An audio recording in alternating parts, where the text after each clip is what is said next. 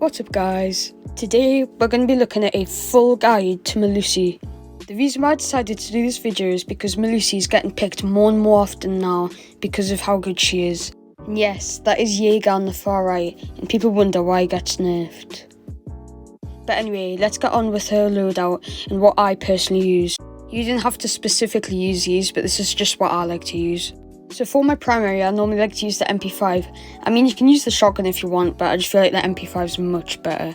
And then as your secondary, you've got the RG-15 handgun. This is arguably one of the best handguns in the game at the moment. And for your gadget, I mean, both are good. You've either got C4 or impact grenades. I use the impacts if none of my teammates have impacts to make rotations, or I use the C4 if I want to try and make a Melusi trap with a Banshee, which I'll get onto later. So for my sight, I use holographic. I just find this the best in my personal opinion, but you can use any. And for the attachment, I use flash hider. The other attachment you have is muzzle brake. I wouldn't recommend using suppressor at all. And for your grip, you only have vertical grip or no grip. There used to be an angled grip, but they must have got rid of that because it was too overpowered, I guess. And for the underbarrel, I just wouldn't use anything. I mean, you can use it if you want, but that's on you. And these are the stats of the MP5.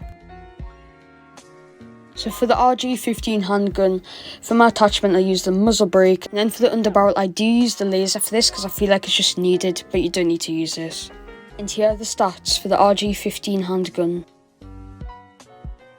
So Melusi's role within a team is to be a roamer, and the reason why she's a good roamer is obviously because she's a 3-speed. I'd say Melusi is a bit more of a shallow roamer. This is because what you can do is you can put your Banshees near the objective but not on objective. This gives your teammates intel on whether the opponents are rushing near the objective, and the sound indicators will give you enough time to rush back to objective.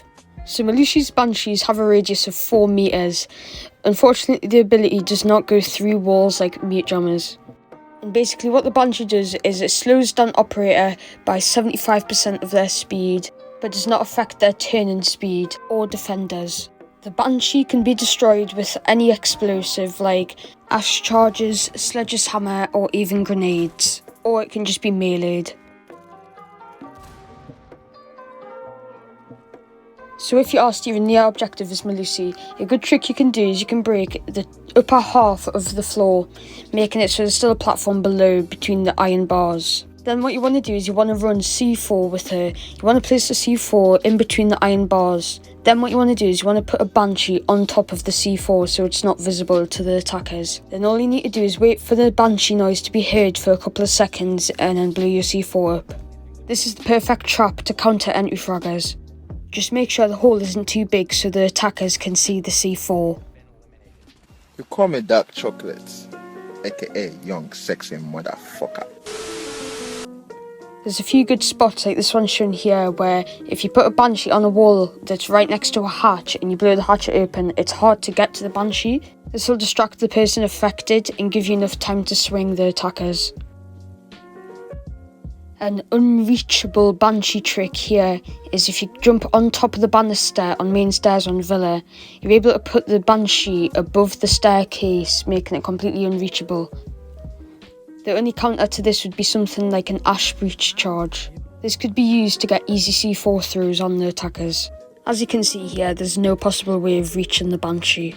First thing I'd say to do as Melusi during the prep phase is to put your Banshees down. That's your number one priority because if they're not down, then you can be caught putting it down during the action phase.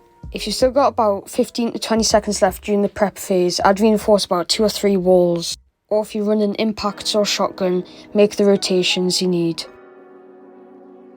So when it comes to the post-plant situation, you have a higher probability of being in this situation compared to your teammates since you're the roamer.